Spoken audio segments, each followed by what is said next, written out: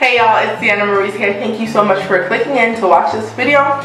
Today we'll be talking about being virtuous and being a noble woman and if it is still important in 2017. So if you are interested, please go ahead and continue to watch. I would love it if you would go ahead and subscribe and giving this video a great big thumbs up. It would really mean a lot to me and I am always looking for new friends. So today's topic on Motivational Monday is going to be about virtue and the importance of virtue and if it is still important to be virtuous in 2017, considering the way the world has changed in so many different ways and how people believe that the role of a woman has changed and it shouldn't be the way that it once was. So let's get into this video if you are interested in hearing the way that I view virtue in 2017. The reason for this topic is sometimes as women we feel as though we're in a box. We feel as though the role that we have is not important. It may be too small. We want something that's more dominating, something that's more strong, something with more meaning, more importance. But the role that we were given, doesn't it already have enough importance?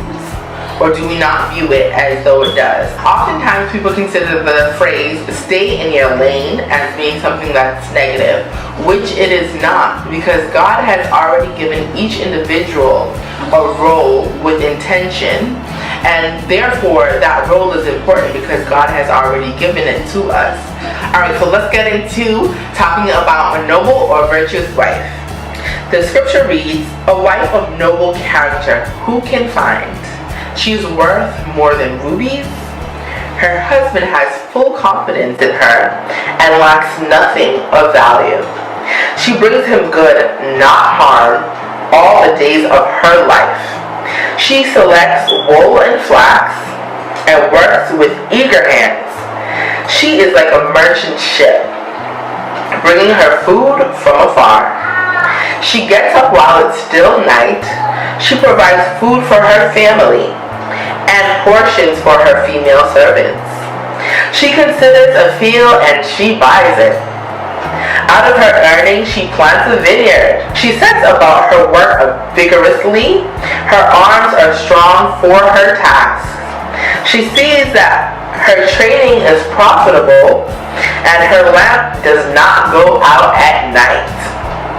In her hand, she holds the distaff and grasps the spindle with her fingers. She opens her arms to the poor and extends her hands to the needy. When it snows, she has no fear for her household, for all of them are clothed in scarlet. Her husband is respected at the city gate, where he takes his seat among the elders of the land. She makes linen and she sells them and supplies the merchants with sashes. She is clothed with strength and dignity. She can laugh at the days to come. She speaks with wisdom and faithful instruction is on her tongue. She watches over the affairs of her household and does not eat bread of idleness. Her children arise and call her blessed. Also does her husband, and he praises her. Many women do noble things, but you surpass them all. Charm is deceptive. Beauty is fleeting. But a woman who fears the Lord is to be praised. Honor for all her hands have done, and let her work bring praise to the city gates.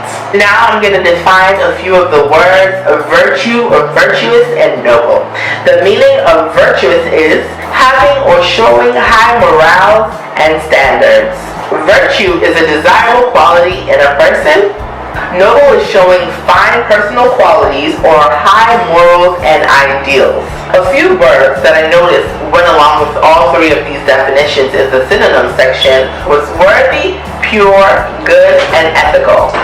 What I gather from the story of a noble woman or a virtuous woman is that she had importance. It was important for her to carry out the roles that her family needed her to do. It was important for her to represent her family well. the people around could talk positive about the way she was, and her husband wasn't being played for a fool.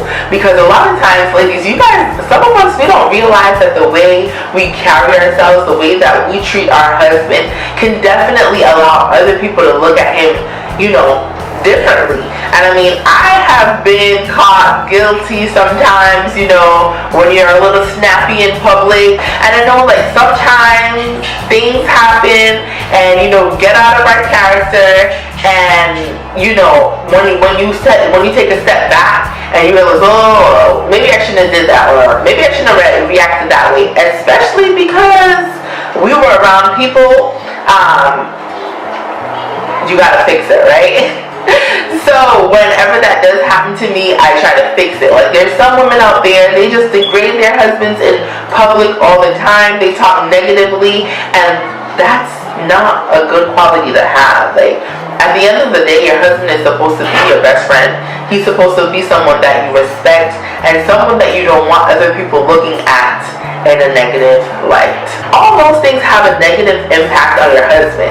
And at the end of the day, sometimes, you want to push your husband into these big, tall roles, or you want him to try out to be a deacon or elder at church, or you want him to go and be mayor of the city. Who knows? Whatever it may be. But a lot of times, sometimes, the women, we could mess it up for them. Because if I see another man and he wants to be in a position of leadership, but his wife is nasty, she's rude, she doesn't take care of her household, she isn't helpful, she doesn't want to do anything that, can help other people out, I don't want him to be my leader of anything, because clearly he can't lead his own life. Okay, now let's talk about this. Sometimes you're like, listen, why does my husband have to be the head? Sometimes he's not thinking straight. Sometimes what he's talking about is not making sense. Sometimes I just know this is not gonna work. Like, what? I can't listen to him. I can't go where he's telling me to go. I can't do what he's telling me to do. It's not gonna work, honey. No. Like, it's not gonna work. Right? But we have to remember that God says that our husband, he is the head. But guess what comes under the head, y'all? It's the neck. And the neck helps the head move left, right, and forward. The neck is the assistant to the head. So we have to remember that we need to line up under our husband. And if we are in good standing, he will allow us, as he should, to assist him to make the right decision. Some people may say, okay, wives aren't supposed to work. They're supposed to stay home and just make sure everything at home is taken care of. No, this virtuous woman, she was smart. Like, come on now. Like, when you listen to, she got up early in the morning, made sure that everything was prepared. She saw land, she purchased it, she flipped it and invested in it. Like, there's nothing about that that's telling me, like, oh, just stay at home and do nothing. Like, if that is what you and your spouse has worked out, that you're gonna stay home, that's perfectly fine. But I'm just saying, like, for the people that say women should just be at home and not work, like, this is a clear example that this woman worked and she was profitable for her family, and she was still able to manage the things that she needed to do at home while making smart, good business moves for her family. The next important thing that I noticed is that she was prepared, y'all. Did y'all hear that? That when the snow was coming, she made sure that her family was dressed in scarlet. Nice, good quality material that would keep them protected, that would keep them warm. Come on, y'all. She knew what her responsibilities were, right? When I think of the word virtuous or noble, I think of a trophy. I think of something that is well guarded, something that is limited, something that is just like, oh my God, she's virtuous, she's noble. Like, I think of honor, I think of like, I'm the queen or something, honey. That's how I feel when I hear virtuous. Like, honestly, I'm just like, let somebody call me virtuous. I'll be like, yes, I'll accept that. I'm virtuous, I'm noble. Thank you. If you listen to the story of the virtuous woman, if someone calls you virtuous, honey, that is a compliment. You better take it. Now, at the end of this, if you feel as though being virtuous or noble is any minuscule or tiny task, I want to see your workload, because being virtuous in this case, it's a hefty tag to carry. Until next time, guys, if you guys like my vibe, please go ahead and subscribe, hit that notification bell, and give me a thumbs up. Bye.